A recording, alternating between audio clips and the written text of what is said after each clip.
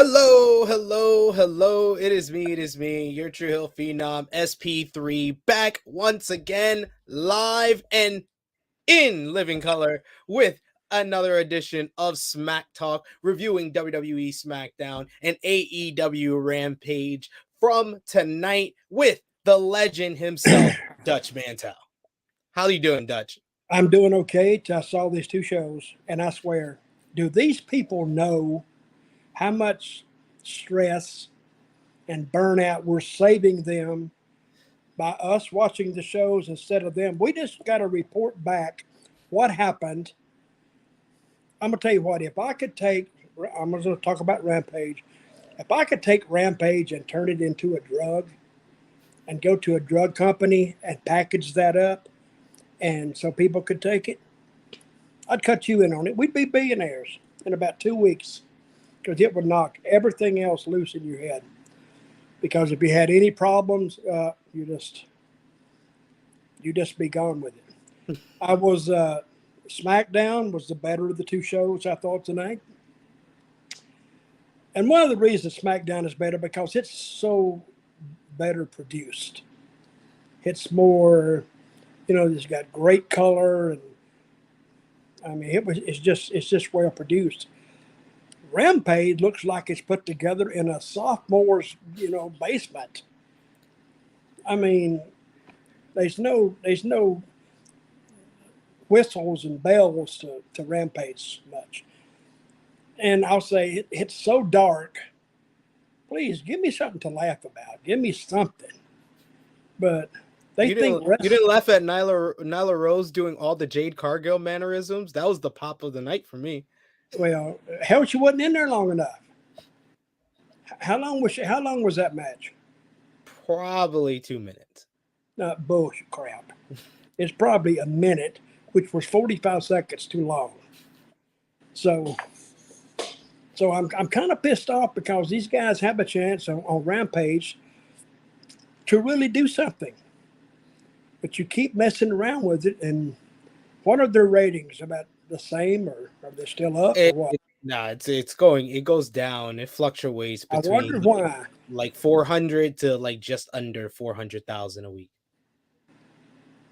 Well, anyway, I'm trying to tell them, but I don't guess they want to listen. So it is what it is. All right, lead me off. Get me started here. Let's get into the shows. Before we do that, we want to thank you all for joining us. So we appreciate you for joining us live, or even if you're watching us on demand, show your appreciation back in the simplest way possible by dropping the thumbs up on this video. If you're watching us on YouTube, share with a friend. Subscribe if you are new to the Sportskeeda Wrestling YouTube channel. Plenty of consistent content here. If you're watching us on Facebook, give us a like. Follow the page on Facebook, as well as follow us over on Twitter and retweet it as well. So let's get into the show. This SmackDown was really built on how it opened, Dutch. It opened up things with the undisputed WWE Tag Team Championships up for grabs as the Usos defended the titles and tried to claim their legacy and take the record reign of 483 days of the New Day. Usos at 481. So on Monday, with a win, they would become the longest reigning tag team champions in WWE history. And it was the Usos versus the New Day, Dutch. So of course it was a really good matchup. This was given plenty of time. They went through about 2 commercial breaks, plenty of near falls towards the end, plenty of combinations, a little bit of like callbacks to old matches as well. This was a very compelling matchup that had the fans on their feet, had the fans fully invested. The match breaks down after a series of near falls, very close near fall on the double splash of the Usos for Xavier Woods kicking out, and Jimmy Uso kicking out of the New Day's up, up, down, down finisher. It broke down where Xavier was taking out. Kofi Kingston is in the ring and he comes off the top rope. He's caught in midair with the 1D from the Usos to retain the undisputed WWE Tag Team Championships. I thought that this was a great opener, just consistent with the quality that the New Day and the Usos. This is one time where WWE's hyperbole is not really hyperbole. These are the two greatest tag teams in WWE of this generation. Of the past decade, these are the two GOATs when it comes to tag team wrestling. You could choose either or, and they added another great match to their catalog. What did you think, Dutch? How much is WWE paying you for this? Well, they do put food in my kid's mouth. I've told you this before. Okay. No, I agree. It was a great match, but hell, it ought to be a great match because all they got to do is throw these guys together and tell them we need 30 minutes. Okay. Oh, we need 45 minutes. Okay. Because they have worked together so many times. You know, they know they don't even have to call spots. They know what each one of them is going to do just from previous experience. It was a great match, good finish, and it all worked smoothly. The commentary didn't get in the way of it. It actually enhanced it. Okay, here's my question. Sami Zayn, I didn't hear this at the first. He was not there tonight because of a personal problem. I didn't hear it. Maybe someone in the live chat. Sound off in the live chat with any of your thoughts on SmackDown or Rampage for tonight's super chat donations is the best way to have your comment highlighted on screen. But if somebody heard, if they gave a reason for Sami Zayn's absence, I just took it as they basically gave him the week off because he had off due to not being able to go to Crown Jewel, and then he was off here. So I felt like it was just WWE giving him a week off. I don't know if they said a reason on commentary. They gave a reason right in front of the in-ring with Roman. They said that he was out for personal reasons. Okay. So, everybody had to be thinking, where's Sami? Which is a good thing, really. And they could take that and do anything they want to do with it. And I agree that he was probably off because he couldn't go to Saudi Arabia. And that's probably why he wasn't there.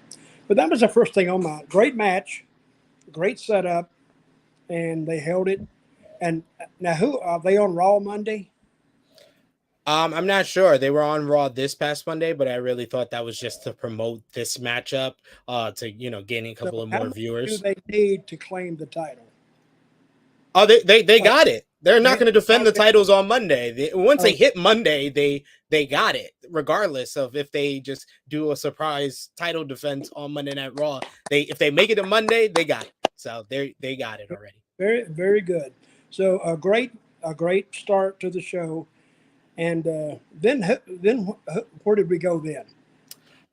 In the back, we saw Roman Reigns before when the Usos were coming out, and we saw him after he proves the victory. Then when we come back from break, we're in the back, and Jimmy and Jay come into the locker room, look for approval from Roman Reigns. He hesitates and slowly stands up. He considers and then tells them, this is what the promised land feels like. This is what it feels like to be the greatest of all time. With them having done that, it's time for Roman to handle some stuff, and he wants the Usos by his side when he handles his business later tonight. The Usos are with him and they hug and embrace each other. And this led into later on in the night. We close the show. We might as well just wrap it up into one big bow. Roman Reigns comes out for, I guess, a statement. They didn't really give this like a title or really make it direct of what he was really trying to say. He kind of bigs up the Usos for their victory. First, we get Paul Heyman, though. Paul Heyman gets on the mic and he says the stuff about the crowd not being Usi, and then he tells them to stand up on their feet for the tribal chief. And then Roman tells the crowd to acknowledge him. He passes the mic back to Heyman, and he casually insults the host city. He gets some decent heat out of that before he concedes to the crowd about not being UC. And he says there are a ton of great sports rivalries that play out on Fox. He was like the Packers and the Cowboys this weekend. And he was like the Usos and the New Day are not that. The Usos, no other team can compare to them. The longest reigning tag team champions live on the island of relevancy, whereas the New Day are cast into the ocean just like anyone who challenges Roman Reigns. Roman gets on the mic and says it's not easy being his cousin, and he acknowledges his entire life. He's been acknowledged for his greatness, but he said it's been harder for Jay and Jimmy. And before he can give them that acknowledgement, Ridge Holland and Butch come out. They say they have backup against the Bloodline. They're sick of them. Did you hear that roar? When Sheamus came out? Yeah, I didn't either. Yeah. I mean, the crowds overall in WWE this week have not been the greatest. Tonight was better than Raw, though. So, well, if they hadn't have brought somebody out there that he just, I mean, Sheamus is no big surprise, and then they topped it off with McIntyre, who Roman just finished up with, a month ago. But this is all setting up for War Games. Like you said, Sheamus returns after being taken out. I don't care what it's setting up for. I want a big pop right then, and then put it in the can, and then we'll go from there. I think what they're gonna do is there's basically two spots. If it's we saw a 4-on-4 big brawl that broke out. Like you said, Sheamus comes out for his return. The Brawling Brutes and Bloodline get into a brawl. Before that, though, there's a whole mic issue with Sheamus. We hear basically none of his promo, and Roman just improvs the perfect line. Like, you can't even get your mic to work. How do you expect to come against us? I loved Roman here. Roman was great. You think the mic didn't work on purpose or an accident? Oh, I think it was definitely an accident. No, it's set up. No. Yes, it was. No. I called him tonight right after the show, and I said, "Hey, that mic spot, when y'all plan that?" I said, "Oh, that's been set up for weeks." Dutch, you called and they kept you on hold for the whole 3 hours you watched wrestling. I did get through to the super stooge in chief, and he told me no, that was a big deal. No, I think it was a setup deal. WWE doesn't make mistakes like that. I think they did. I don't know if they did. I just think maybe Sheamus did with the mic or something, but I don't think that was set up. I don't understand a reason why that you would set that and up. That's why you're such a great fan. Because was it set up or wasn't it not set up? So, but either way it worked. See? Either way it worked. And then Roman started laughing, and that was funny. I liked that. And then, of course, they all hit the ring and had the big deal, and then they blew it off with McIntyre. And so I went, hey, maybe, instead of, just making it a drug, we can make it a sleeping pill. Like no-dose. And take a couple of those and we go, oh, wow. Now we can wake up and we can watch the show. So what I was saying, what I think they're gonna do is Sammy's gonna be on the Bloodline side for War Games, so that needs one more spot for the Brawling Brutes and Drew McIntyre. I think it's gonna be filled by Kevin Owens. Then you have all these different relationships, rivalries, friendships, partnerships rolled into one here, because you have the whole dynamic of Drew and Sheamus and their rivalry, their former friendship. Now they're coming together against the Bloodline. Since you're talking, was it set up or wasn't? Which leads me to something else, and we'll get to it in just a moment. I think it's the next match. What was the next match? Well, after all the blood, what I was trying to say is I think that Kevin Owens is going to be the fifth person for the Brawling Brutes and Drew McIntyre team at War Games. So do you think that Kevin Owens will get the pop that you're kind of looking for if they hold off on, before bringing him back into this? Kevin Owens is over, and they hadn't beat him until you haven't seen him not beat, but you haven't seen him all that much. Yeah. I mean, we saw McIntyre, and we saw Sheamus, and we saw all that. So there's nothing really to pop for. But Kevin Owens, with the heat or with the tension with Sami Zayn, and it's a perfect way to pull it off. And if they got their heads around that could be because they're expecting this angle between Owens and Sami to go a while. Yeah. It's not going to go 3 weeks and over. It might go 2 months. Then they split off, come back, and I think we may see a variation of it at WrestleMania. I think what they're aiming for is Kevin Owens and Sami Zayn versus the Usos, because they have firmly established that they could break the record. Well, they already the Usos already broke the record. Break it wherever it is, then they take it. Well, they can. We're going to be 315 days, and they win it at WrestleMania and come back on Raw and lose it on Monday night. Don't let Dutch book when he's drinking, y'all. Yeah. I got to stop that. Drinking in no dose doesn't work. No dose. We do have a super chat donation here from Ozzy. Hey, Dutch. Ozzy, are you going to ask that stupid question and only give $1.99? Now, Tennessee got their. I mean, they still played a good game, but Alabama was just too strong. I mean, Georgia was just too strong. Yeah. Did you see the game? You don't like football, do you? I don't watch college football. I watch the NFL. Oh, that's that fake football. That's what that is. College football is the real stuff, but Tennessee and Alabama, Tennessee and Georgia, great game. But Tennessee didn't have the horses to pull it off. But anyway, great game. There you go. And I'm pissed off anyway because my Clemson team, they're done. So I don't care. I'm mad anyway. All right, keep going. Thank you for the super chat. Some more things. Thank you for the super chat, Ozzy.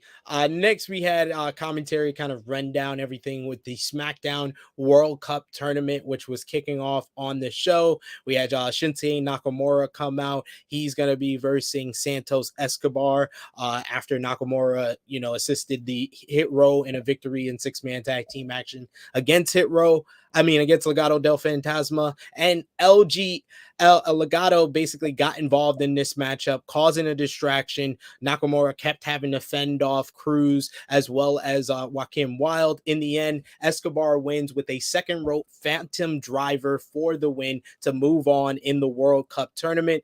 I like this match. This was pretty solid. It could have done with more time. I think that was the only thing that was stopping it from being better. What did you think? Oh, I like the match because it was different for one thing. I'd never seen, what's his name? Legado? What is his name? Santos Escobar.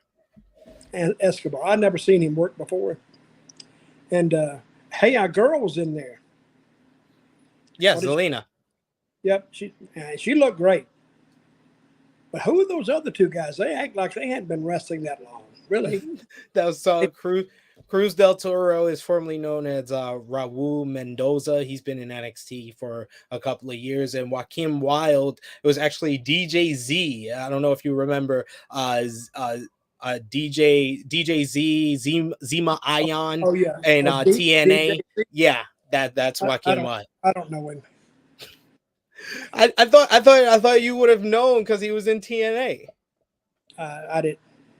He may have been the one I fired. That's probably why he doesn't like me. No, I may know him, but hey, remember my TNA days? If you wanted me, you know where to look, right? Yeah. In catering. That's where I was. Of course. And they said, "Hey, Dutch, where you been?" I said, "Oh, I've been working. I've been walking around here. Working hard out here." See, I'm sweating. Look already. We just started. I'm sweating in this light, but we got another super chat donation here from Ozzy who says, "Dutch, I watched the game. How is Rick? Rick is he's getting better. He's a little bit still under the weather. That's why he's not here with us this week. We're hoping Rick is doing better and that he can finally make his triumphant return to his baby Smack Talk here next week." Yeah. He said he had bronchitis, which is serious. You have to watch that because it could morph over into pneumonia, and that's a serious. That's a breathing condition. And it's very serious. So Rick, get better and come join us. And we miss you. You got any more questions to ask? He said, "Dutch, I watched the game. How is Rick?" And who answered, Ozzy? Sid. Sid answered. You asked me, so. I mean, I thought it was two separate things. He just didn't want to use up the characters. But I don't. Do you see Sid in that question? I'm just It's that answering. Dutch. I thought it was a general question to both hosts. It was. It was. I'm just pointing that out. I'm just answering the questions here. Keep going. We had a quick video, talking about Veterans Day. Happy Veterans Day to any veterans, anyone who represented the country. Dutch, yes. I fought for you. Yes, I know. Really, I know. And if I they appreciate you. Then said, you know what you're here for? What? You're fighting for Sid's freedom. What the hell? See? I appreciate you. Well, I was there. You helped me get that freedom. I appreciate that. After the break, we come back. We got a 6-pack challenge. Liv Morgan comes out for the entrance for that. Before that, though, we go to the back and Megan is interviewing LA Knight. He calls it a major fumble to not have him in the World Cup tournament, but the background screen behind him keeps doing the Bray Wyatt flickering, and Bray Wyatt imagery comes up on the screen. Knight is annoyed that this is ruining his time in his interview. He tells them to get this to stop, and then he turns around and Megan is gone, and in comes Bray Wyatt. Bray introduces himself and he wants to be friends with Knight. He could see the anger in Knight and he feels it too. He says people have warned him that his rage would make him a monster, and he's been pretending he's not proud of what he does, but he's done with that. He knows what it takes to give respect, and he asks Knight how far he's willing to go. Knight tells him to go back to his romper room and play with his little puppets because it's LA Knight's game. And before he could finish his catchphrase, Bray catches him with a headbutt. And I'm just happy. I thought we were gonna have to wait so much longer for Bray Wyatt to finally get a feud. But this was simple. This was effective. This was one of my favorite parts of the whole entire show outside of the opener. It was entertaining. And he starts off, LA Knight starts off the right way. If he's going to be on the losing end of this, so I hate that for him. But at least he's going to be featured for a while, and they'll get another idea about him. Because LA Knight, his strongest instrument right now is his talking. Very strong talker. Bray Wyatt, strong talker. And Bray Wyatt, you could just, when he was talking, you could see the anger building in him. He's almost like ready to boil over. Up, and he hit it. So, but LA Knight, actually, we got to consider this a success for him because he went with those maximum male models, which, if you'll remember, I labeled dead on arrival. And they were. Now, LA Knight, he's got more heat now than they had after a month. And all LA Knight has done is gone to the ring. He got one DQ. Did he beat anybody yet? Yeah, he beat Ricochet. He beat Ricochet and he beat Mansoor. I thought that. Okay, who was the one he got the DQ with? I don't remember any DQ. I just remember those two wins. He beat Ricochet by holding on to the ropes, and then he beat before that he beat Mansoor. Ricochet by holding on to the rope, which is good. That's what he should do to get a little bit of heat. But this is a great spot for him because regardless of where he was with maximum male models, anything he would have done would have been an upgrade from that. But the fact that he's now going to be working with the hottest act in the company, not named Roman Reigns. So you're going with the hottest babyface in the company. This is a great position for LA Knight. Yeah, but how long will he be in that position? I think this is more of a mini program, but it always can help to get more eyes on you. It helps him get more over. It's not going to hurt him. Actually, LA Knight losing in this is a win for him because he's working with Bray Wyatt. So, but anyway, I wish him most success in the world. Is it true? I like Dutch? Your Uncle Howdy? Uncle Howdy. Don't talk about my family. He's Uncle Howdy. Respect. Next was the six-pack challenge, the aforementioned. It was Liv Morgan versus Raquel Rodriguez versus Shotzi versus Sonya Deville versus Xia Li versus Lacey Evans. I will just say, this is not me being critical. A lot of this looked like a mess. It was very clunky at times. It wasn't the prettiest matchup. I think in the second half they got some things together. They got some big spots, but they totally whiffed on the biggest spot of the matchup. They set up a table Hey, and, wait a minute. How did you know that? Maybe they planned it that way. yeah, that's true. Maybe this is just a setup, another setup, Dutch. Basically, Raquel Rodriguez sets up a table with the steel steps. She's going for a power bomb in the wrong way. Her back was to the table when she's going for the power bomb. They go over these matches in the afternoon, and she set it up, and I'm thinking, what the fuck? I mean, why does she just push it out in the middle? Or if she missed, you got all the padding underneath you. They completely missed the table. Completely missed it. Yeah, it was really. And bad. Everybody sold it like it was, dog catching a ham bone, or I don't know. But they were all laying around, and I looked around. Two girls were fighting. How many was in this? 6. Yes, it was a six-pack challenge. 2 girls were engaged, but 4 girls were just. I don't know. They weren't up. They were all laid down underneath the. I didn't get it. This was These matches, not pretty. I feel sorry for the talent in this, because that is not an easy match to produce. Damn sure not an easy match. Happy Friday, everyone. What is it, Donna? Oh, Donna Marie. I used to know you, didn't I? Oh, I did. Oh, okay. But it's a hard match to produce, even harder to execute. And I'm pissed off because they beat my girl. They did. And I know this Raquel Rodriguez, I don't get the back pose. Do you? The she's. I'm thinking, what the hell? I mean, I thought these girls were supposed to look sexy. Okay, what if you met this girl and you took her out? You're telling me that's not sexy, Dutch? No, well, for some guys it may be, but exactly. What if you end up, not you, Sid, but a guy ends up in a room with this Raquel, and she turns and does the pose.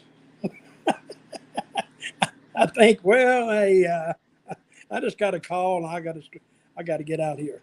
I've always had a little trait I always stayed true to. Is never go out with a woman that I thought could whip my ass. I never would do that. For obvious reasons. First of all, it hurts. Not for everybody. And second, it scares me.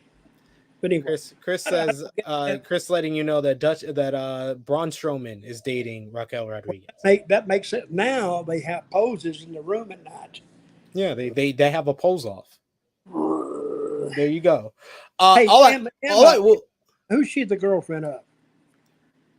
Emma is the girlfriend of Madcap Moss. I will get to that, but I was just gonna say this six-pack challenge was basically like a big microcosm of issue that we've been saying for months, is that this SmackDown Women's division is very weak. It's very thin. It's very like you can see it. It's the size of like this. That's the death of the SmackDown Women's division. I feel like I have seen some sort of combination of these women in fatal 5-ways, fatal 4-ways, 3-way matches for about 6 months now. And despite Triple H signing anyone he can back into this company, he really hasn't filled the void that has been a remaining issue from the Vince McMahon regime to now, that the SmackDown Women's division is very thin. You added Emma, that's fine, but that doesn't really address the issue. Emma is someone that you have to get over. What this SmackDown Women's division needs is stars, and we haven't had that outside of Ronda Rousey in months. Well, that's what they need to be focusing on now. Take Ronda Rousey and put her in the ring like you would a single male heel, and just let her brag and bitch and A good heel, always remember this, a good heel is always the ultimate victim. Everybody is always, say Ronda, everybody is working to knock her off her pedestal because she knew that the WWE women would do that or the fans would do that. And remember our girl Lacey, when she come out there and she started knocking the fans, she started getting over. Now, why they stopped that, I don't know. But today, on Veterans Day, would have been a great way to kickstart that. True. Because she was getting heat with that. Because she can go out and talk about this girl, and people don't give a crap unless you've done something to them. But when she talks directly to the people, that's when you get heat. And finally people will want somebody to shut her up. But I don't know who could shut her up because Ronda Rousey's a heel. But you could almost have Rousey and Lacey kind of team up. Yeah. And then when you're looking for that, you can't do that now because they're doing Ronda and Shayna. Well, I understand that, but you could still put Lacey kind of next to her somehow, and make them and then when you want to do something, I mean, there's a lot of ways to do it. But I'd like to see Lacey and Ronda. They had one match, didn't they? Yeah, I think so. And it was a pretty good match. But if you put a little story behind that, it'd be a better match.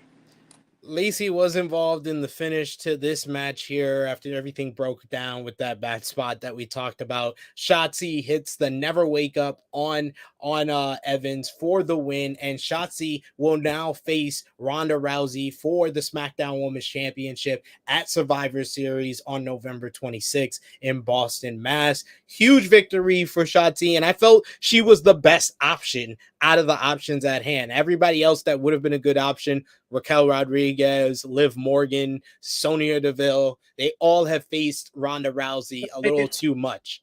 Yeah, but they didn't want to. They could sacrifice Shotzi. Yeah, exactly. Ronda's going to beat her, but all the rest of them, I don't know. They said, "Well, let's go the easiest way out," and Shotzi was the easiest way out. Okay, continue. Yeah. In the back, I'd like to see you step in the ring with one of those girls. I'm okay. You in the ring with Raquel, and that'll just beat.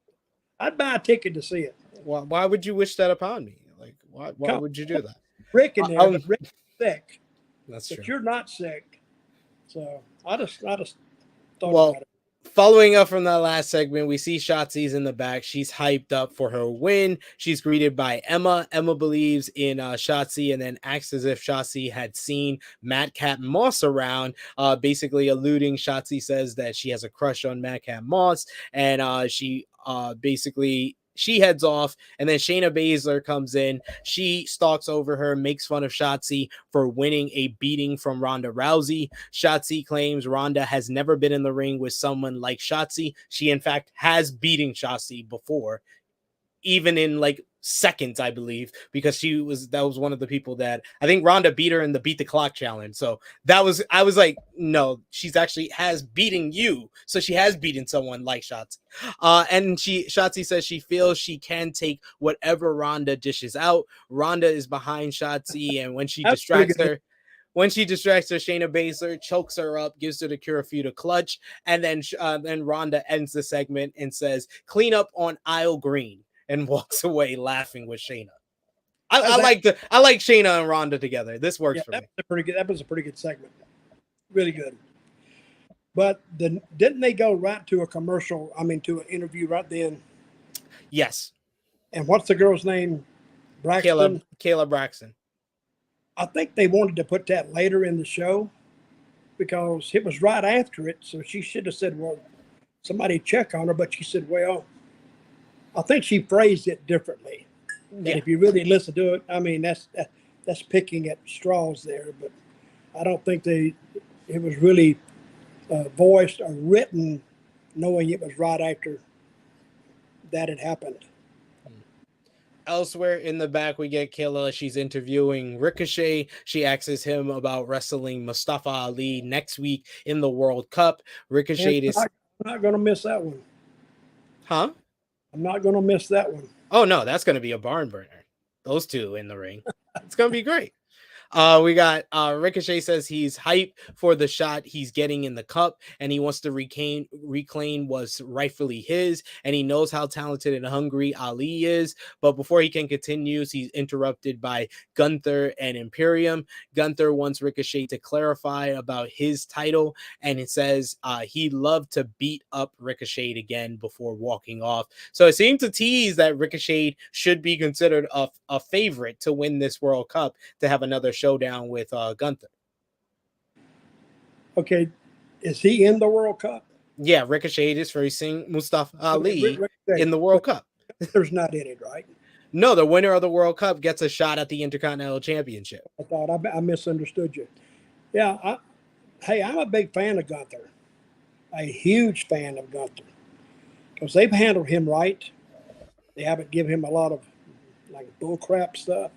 Because he goes in there, he just beats them up, and they beat him up back. And the people now they associate just getting the crap beat out of you with Gunther, and he'll get over that way. It's a hard way to get over, because it's brutal, but he doesn't mind it. And the people, you're not hitting them. So him and Sheamus had some bangers, big time. So, okay, who else is in this World Cup deal? I'll get to that. We do have a super chat donation here from Rolland. Thank you so much, Rolland. We appreciate you. He says somehow Liv Morgan performing a simple flying crossbody on Rodriguez Yes. Yeah, incapacitates all four girls for 10 minutes, and the table remained undefeated. SMH. Hey, I think those girls may have got hurt with that. Yeah. Landing on concrete, it doesn't have, even though it's got a pad there. I mean, I don't know. I cannot figure it out. Even by, just trying to trace it back, how they missed the table.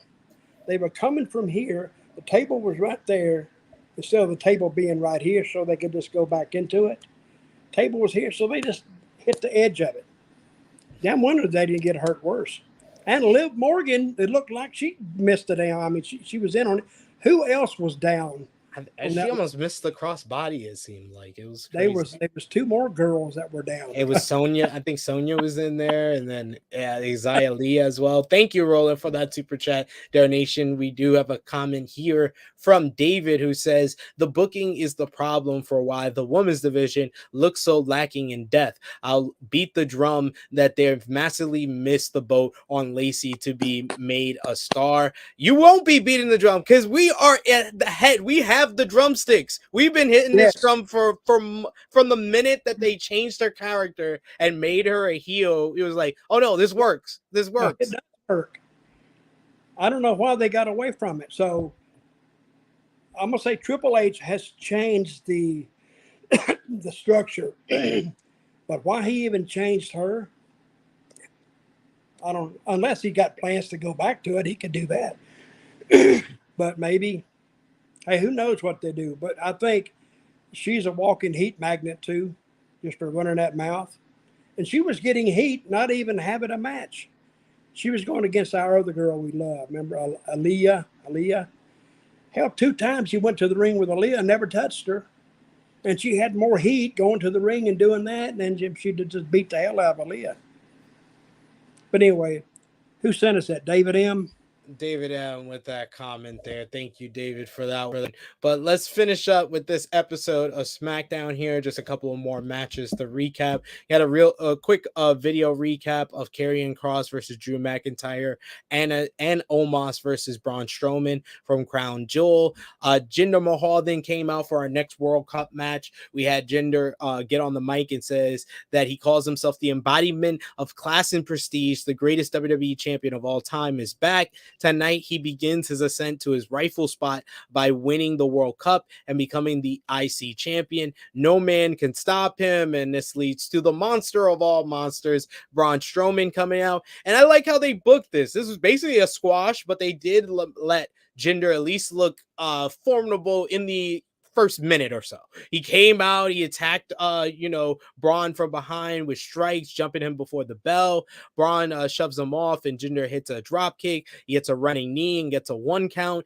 And then Braun just totally wipes him out, sends him to the floor. He does his big train spot move, and then he comes into the ring, avalanche in the corner, and then the Monsters Bomb for the win. Braun Strowman moves on.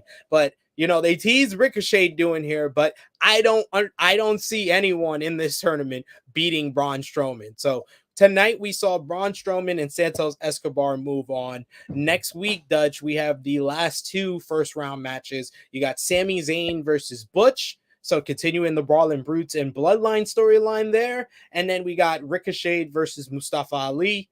Who you got? I think Ricochet goes over. I think Sami Zayn goes over. And let's go back to Braun and who's the guy he wrestled? What's his name? Jinder. Well, that was a textbook win because what Braun Strowman had to do, he had to make Jinder look like he belonged. So if he just went out and started beating up from the beginning, the fans would say, well, hell, they didn't beat anybody.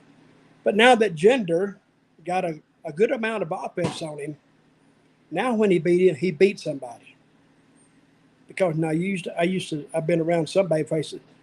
They'd want to go out there and just beat the crap out of you for 3 or 4 minutes and then pin you. I went, what the hell is that? You beat nobody. How about me beating the shit out of you for 3 or 4 minutes and then you winning? Now you beat somebody. Oh, I didn't look at it that way. I said, well, that's what we're going to do anyway. So I'd highly advise you to start viewing it in those lenses because that's what we're going to do. But Jinder didn't get hurt with that. And Strowman advanced, so always happy in fairyland.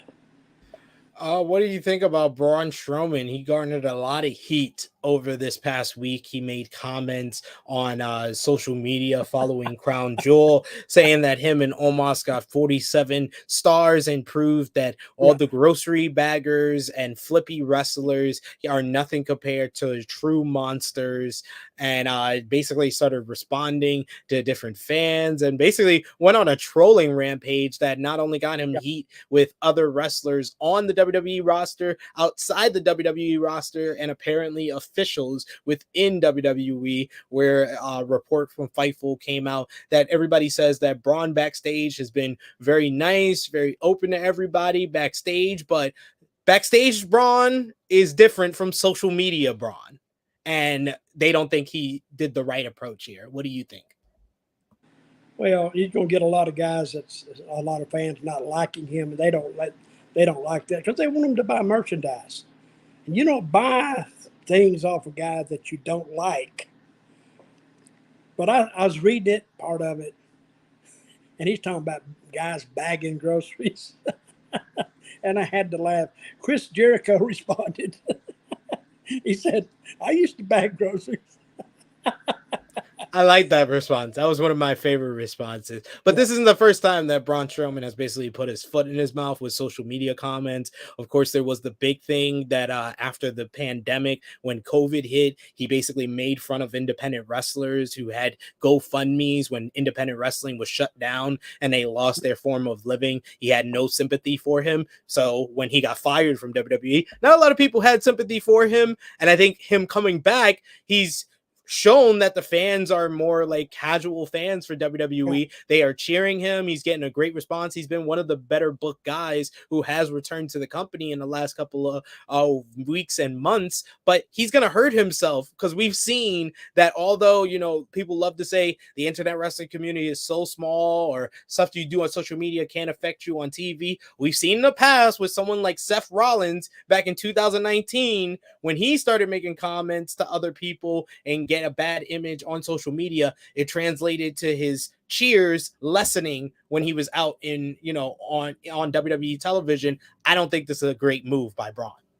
I don't either. Years ago, I'm going to tell this story. Years ago, social media was just in its infancy. They had actual classes in WWE trying to tell guys, don't do this, don't do this, and don't do this.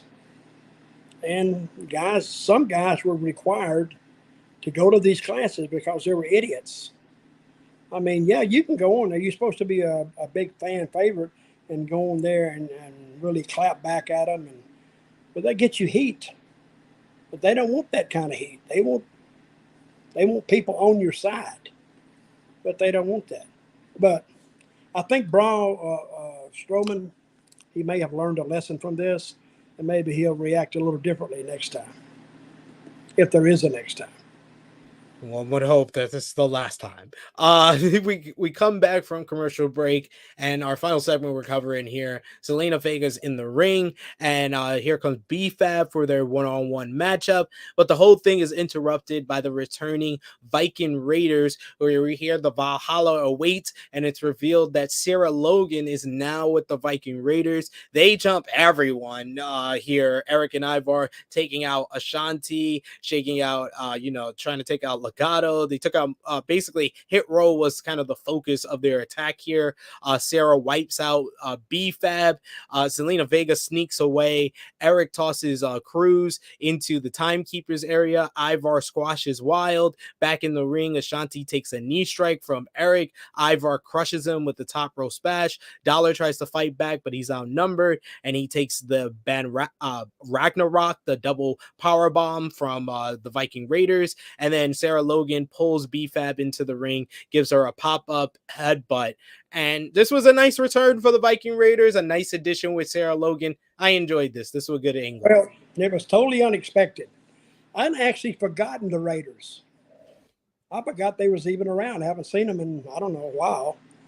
But it was good for them to return this way. Plus, it saved us from having to watch probably a horrible match. Who was it against? Who was it supposed to be against now? It was B-Fab versus Zelina Vega. Zelina Vega is good, but B-Fab, I think, has only had 2 matches in her entire career. Yeah. That saved us from that. So 5 claps to that. So, and I'm still not the B-Fab girl. She's only had 2 matches. I think so. She had 1 match in WWE. I think she had another match on the Independents. And Zelina Vega looked very good tonight. Yes. Especially when she was leaving the ring. Not only is she a good-looking woman, but she had sense. She was smart. So I applauded that. Yes, good stuff all around. A very good episode of SmackDown for sure. Let's move on to Rampage. Remember to drop that thumbs up on the video. Give us those super chat donations. If you have a little bit extra and want to be generous to us, we greatly appreciate it. And we'll highlight your comment on screen. We kick off Rampage with a promo segment with Christian Cage and Luchasaurus coming out with for Jungle Boy to have a confrontation with them. Christian is baffled and appalled by the fact that Jungle Boy has a challenge for them, but that they won't know what it is unless Jungle Boy meets them face to face. Jungle Boy comes out, and Christian reminds Jungle Boy how they have already embarrassed him time and time again. Jungle Boy reminds them how they've cost him 2 of his most important matches in his AEW career. He says that he feels like he's wasted 3 years of his life with Luchasaurus, and he tells Luchasaurus that he wants to face him one more time at Full Gear, but inside a steel cage. He said he wants to stack the odds against him instead of Christian and Luchasaurus stacking them against him. Christian tells Jungle Boy maybe he isn't the pillar of AEW anymore, and contrary to the hype, is actually Luchasaurus. Christian tries to get under Jungle Boy's skin after accepting the challenge, and he says he tell him to do him a favor and make sure his mom is sitting nice and cozy at ringside, and like his dad that lived on his looks. Once he brought his dad into it, Jungle Boy chokes up Christian, and then Luchasaurus has to attack him. He lays out Jungle Boy, gives him a choke slam onto a steel chair. I thought this was a nice angle to set up the matchup between Jungle Boy and Luchasaurus, which should be the blow off for this part of the feud. Well, to me, I thought the kid, he was stupid for making that. How does that stack the deck against you? You put yourself in a cage against a guy that's twice your size. I don't get it. That's how he's stacking it against him. He's making it one-on-one. but he stacked it against himself. Yeah, he doesn't want Christian and Luchasaurus to stack it against him, because the reason he's So lost those matches against them is because his Christian distracted him and Luchasaurus gave him the chokeslam. So he's basically taking Christian out of the play here. I don't get it. But still, he's in the cage. I don't know. They completely missed me there. I didn't understand that at all. So I didn't much enjoy the in-ring part of it. It was okay, but still it was, I'm thinking, listen, if you have fans that sit back and they listen to it, they're going to dissect the shit out of it. Yeah. And like I'm just doing right now, how? It's like me going in the ring against a guy that's much bigger than I am and said, I don't want you stacking the deck against me. I want to stack the deck. So I said, what about a cage with me and you? And that's what they were going to suggest anyway. But he beats them to it. Boy, he showed them, didn't he? I don't know. If I'm wrong, I'm wrong. If I had to nitpick one thing, I would just say Jungle Boy just has to work on his delivery, but it is much better than it's been in the past. Okay, I was watching that, and this is what they don't do. They don't get in the middle of the ring, which is where the cameras are aimed. That's where they're calibrated to shoot. They got over there next to the rope a little bit and down toward the corner. Stay in the middle of the ring. That's why I used to like the announcer standing in the center of the ring. He gave them a center. So they couldn't be over there. But if you got two guys or two groups of people talking, that whole center moves. You know, it's like like water finds its own level. That's what happens. But they need to have enough sense, and Christian knows this. Christian should have held them right in the middle of the ring so they could got those good shots, and they're not all over the place. It doesn't hurt anything. It just looks, well, to the fans, it doesn't look like anything. It just looks like it's thrown together, but they should stay in the center of the ring. Next we go, Lexi is backstage interviewing the AEW World Trios Champions, Death Triangle. They're trying to find out what's next for them. Pac interrupts and tells them all they need to be smarter. He was like, there's a reason why Ray Phoenix didn't win the All-Atlantic Championship. There's a reason why Penta isn't the AEW World Champion. He said they need to take advantage of every opportunity that comes their way and that they need to defend themselves by any means necessary. And he still has the bell hammer in his hand, and he's basically announcing to the Lucha Bros using the bell hammer to retain the Trios Championships, and they have a chance on Wednesday against AR Fox and Top Flight with Darius Martin returning this Wednesday. But what did you think about this promo? Any thoughts?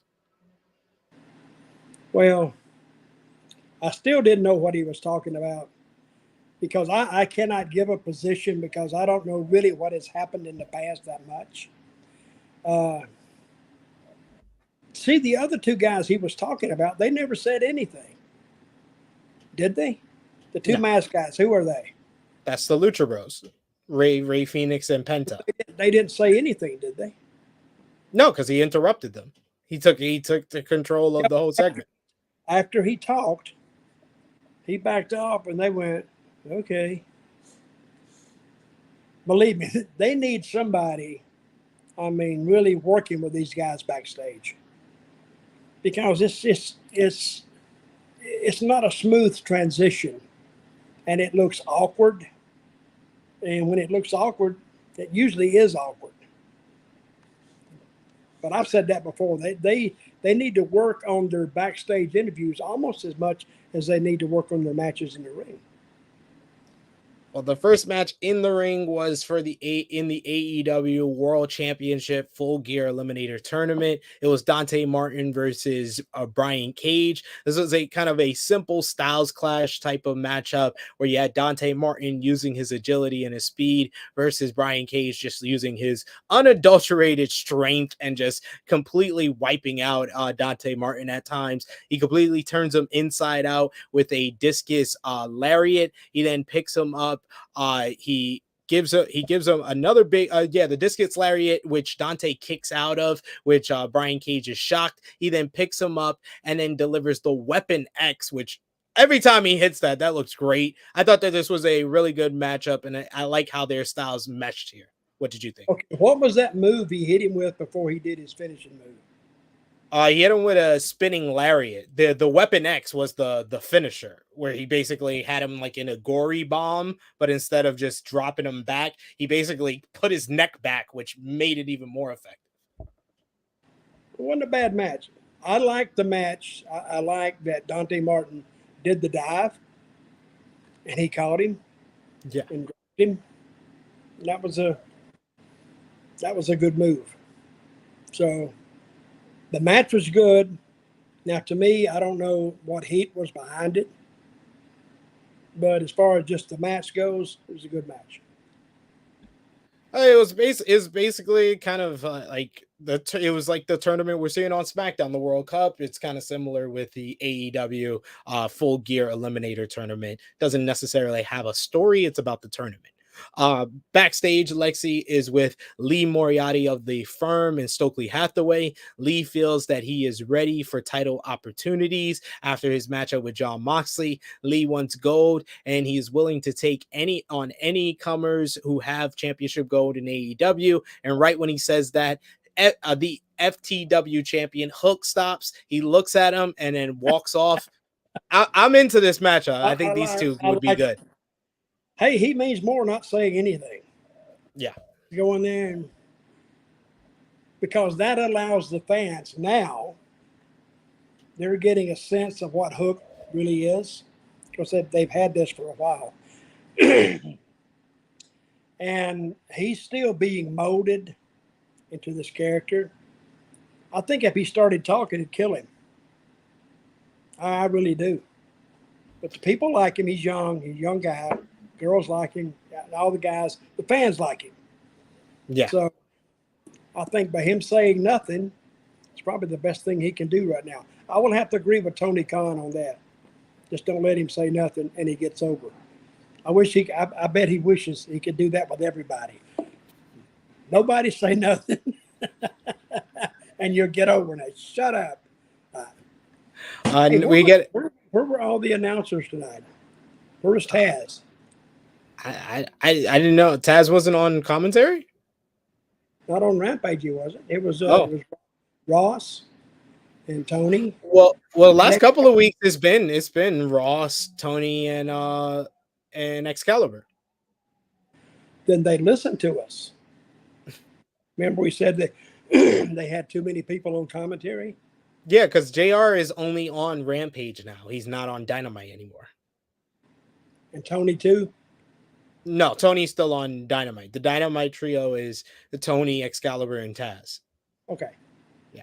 But anyway, the commentary was better tonight because they weren't stepping all over each other to try to get over with the fans. You can't hear them anyway, so it doesn't matter. Yeah.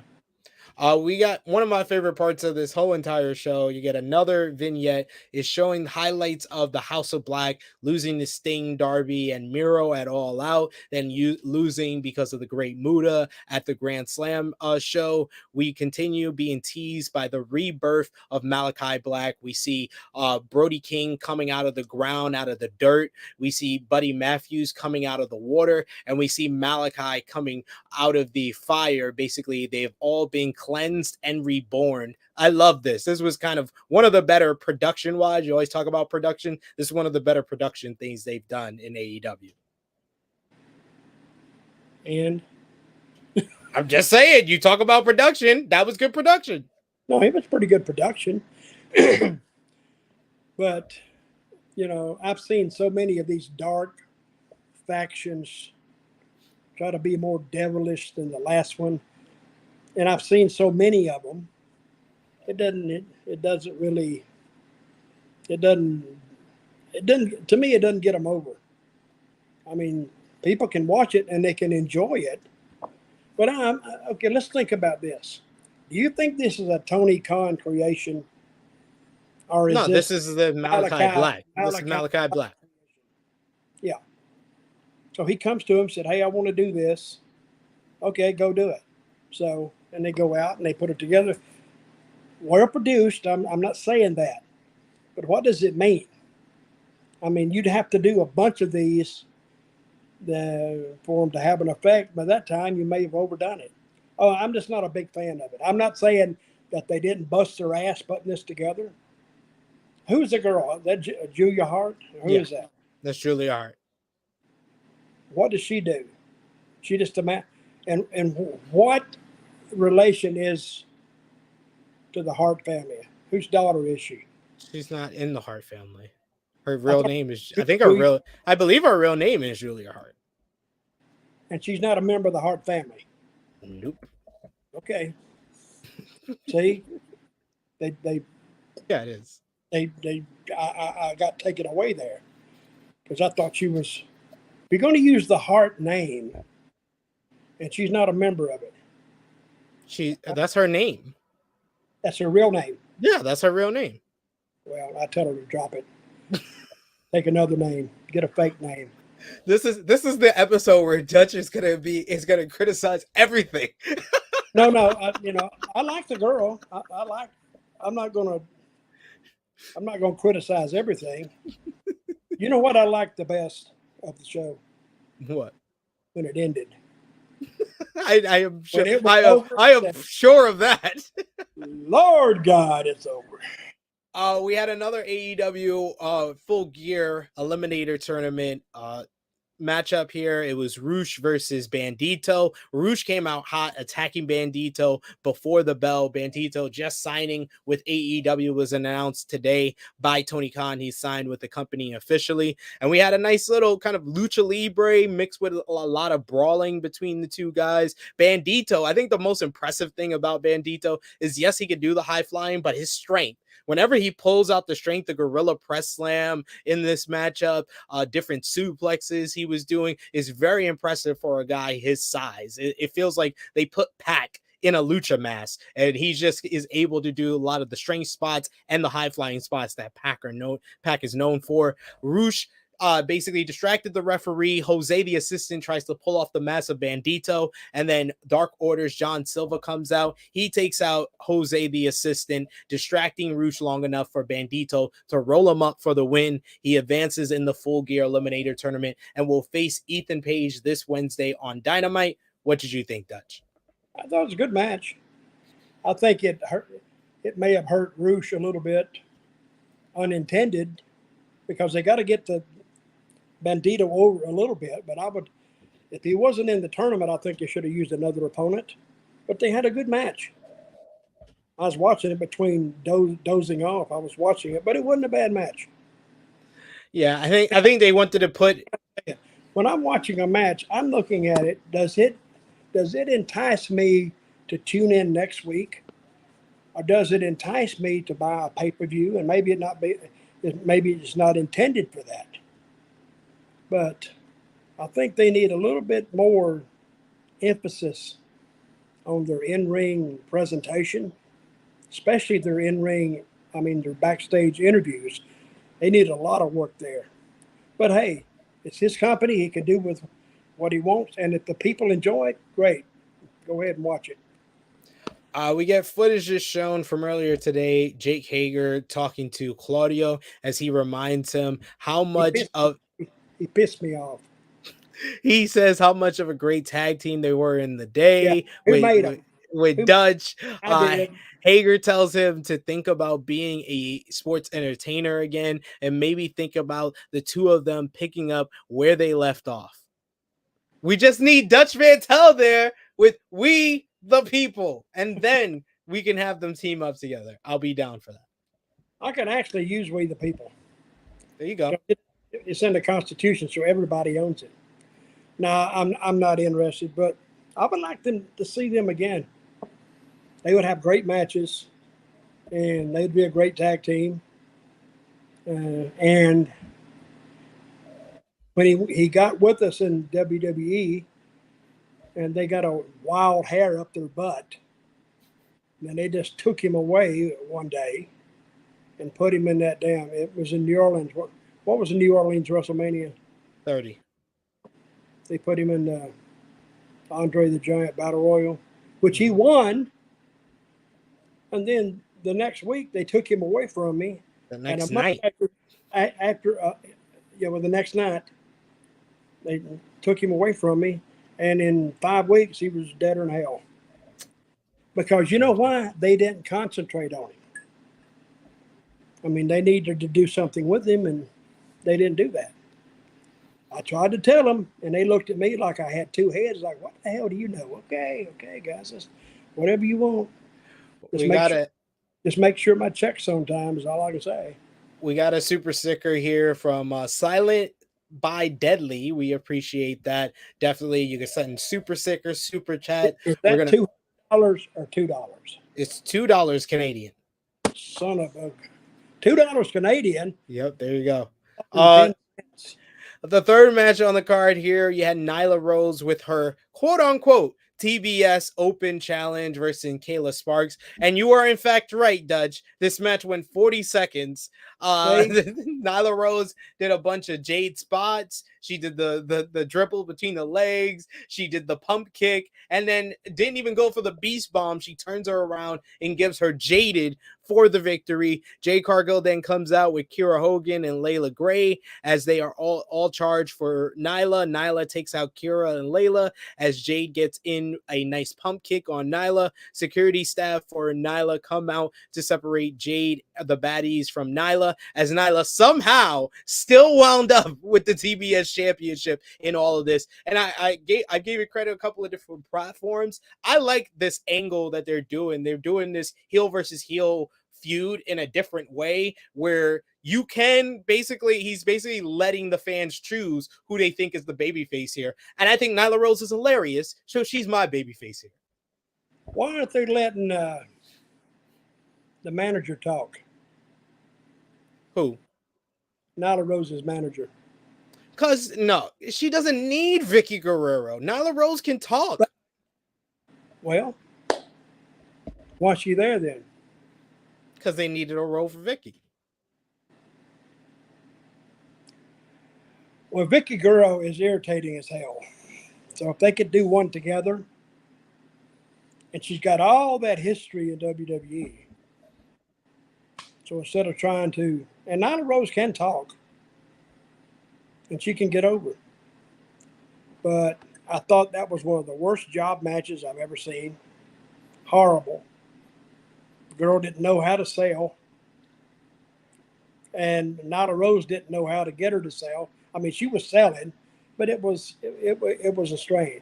She was suffering through the selling. It's like she was like an acting class or something. But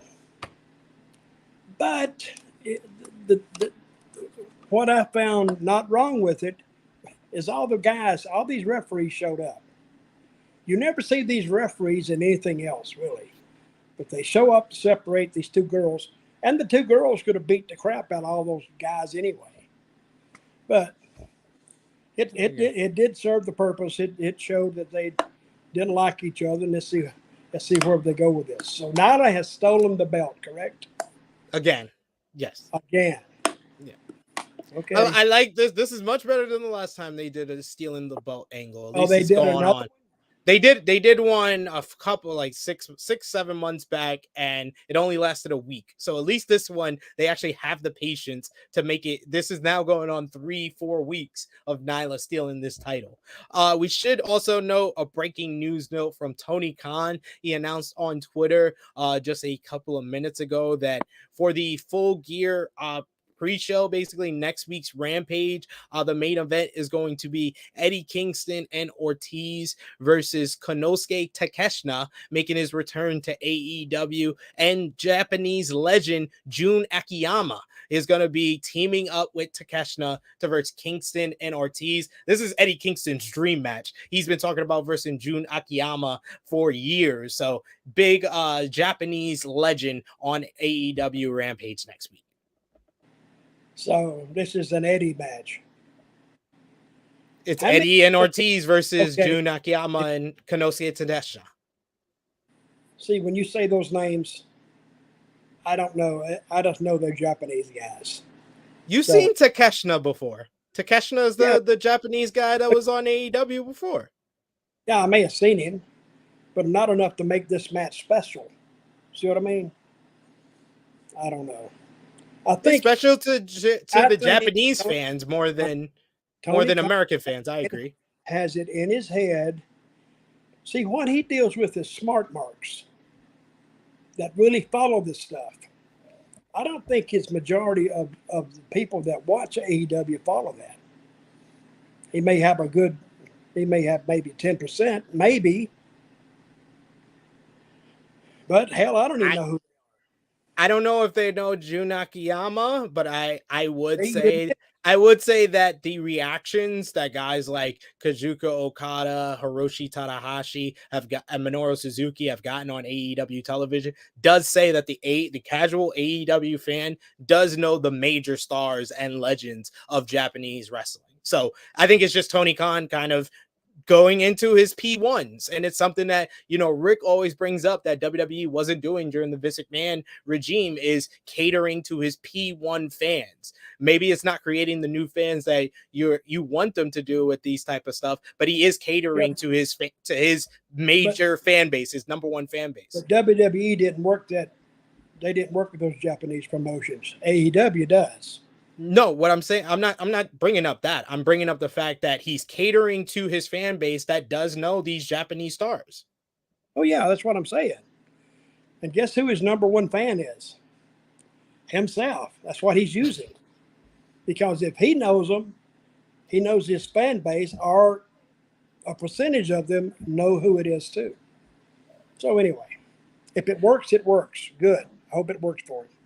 Main event was Orange Cassidy defending the All Atlantic Championship versus Lee Johnson. Always got to bring up that my favorite bit on Rampage now is Orange Cassidy trying to get Mark Henry's line in. That the fact that he pulled out a microphone during this whole thing, he didn't say a word. He just pulls out the microphone and tries to do Mark Henry's catchphrase. I love it every single time. It pops me. But the match itself, wasn't anything to really write home about. Lee Johnson did look well in this. This was a solid matchup, but Orange Cassidy, of course, did get the victory. Lee Johnson did a nice job of keep avoiding the orange punch on multiple occasions. So Orange Cassidy had to pull out the beach break to get the victory and retain the All Atlantic Championship, which they announced was Orange Cassidy's 75th win in AEW since he came in the company. After the match, the Factory tries to get involved. Cole Carter tries to attack, and he gets hit with the orange punch, and then eventually he's hit with a triple choke slam to end the show. I thought this was fine to end the show. A solid match, fun segment, and like we said last week, Orange Cassidy is one of the more over guys in AEW, so it's a smart putting him in the main event. Well, he's got such a unique gimmick anyway. Him and Hook, they got unique gimmicks that WWE, they've never tried. I don't think they know how to try it, to tell you the truth. Orange Cassidy, he invented it, right? And Hook, him and Taz invented that. So, but I like both of those. And first time I saw Orange Cassidy, I went, what the fuck? But after he gets to working, he can go. And I like him. So, who was the Japanese guy he worked with last week or 2 weeks ago? It was last week. It was Katsuyori Shibata. Shibata. Mm-hmm. Now I know him. If they put him in a match that I would notice. I'm just not saying it's me, but they had a great match. Yeah, but you did note that the thing that helped that match was they did the little video package before it, trying to tell the story of Shibata. And they did the middle part. Yeah. Where they sat down. Now, see, that's the sports entertainment part of it. And you can get by with that because the people enjoy that. And it's like, they just take a little time out, smoke a cigarette, do that. Not really, but it was a couple match, and I liked it. So now I know Shibata, but those other guys you brought up, they'd have to put them on there. And we'll see. Hopefully, you got a whole week to catch up on everything. And I think I'm not going to do it. I know you're not. I'll Google them. That's it. That's all you can promise. Dutch, you want to let the people know where they can follow you, what you got going on this week? Well, a guy contacted me this week. I may be doing a movie next year, and this guy called Let's me up. go. So I held him up for like a bunch of money, like $500. No, but it's good because I've been in a few movies, but never in a role. So he wants me to be a sheriff in this movie of this small southern town, and I could probably do that. And you can find me on Dirty Dutch Mantell with two L's at gmail.com. And a guy wrote me today and he said, I can't believe you actually got back to me. But if somebody has time to sit down and write me an email, yeah, I'll get back to you one way or the other. I may not say a lot, but I think if they have the respect and the courtesy to send me a personal email, yeah, I'll get back to them. See, this is why Dutch is a legend. He's a legend not only in wrestling, he's a legend as a person.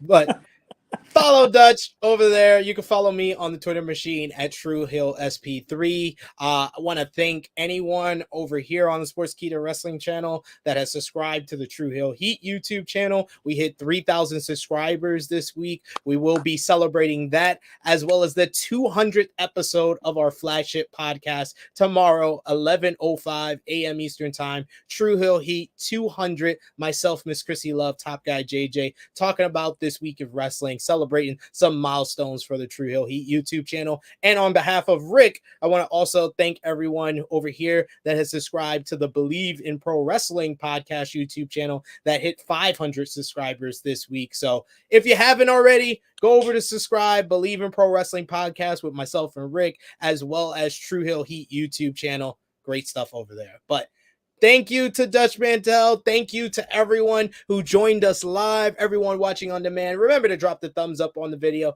Let us know in the comments down below what you thought about SmackDown and Rampage. And we will see you all next Friday, 11:05 p.m. Eastern Time.